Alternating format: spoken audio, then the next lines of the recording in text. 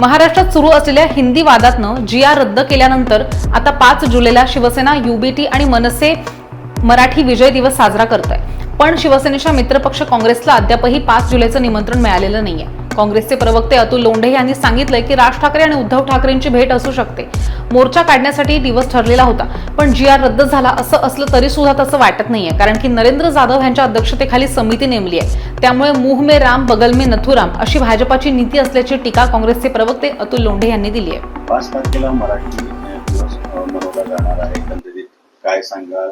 काँग्रेस त्याच्यामध्ये सामील होणार आहे काय? एकंदरीत आम्हाला अजून काही त्या बाबतीतलं काही निमंत्रण नाही आहे किंवा सांगितलं गेलं नाही आहे.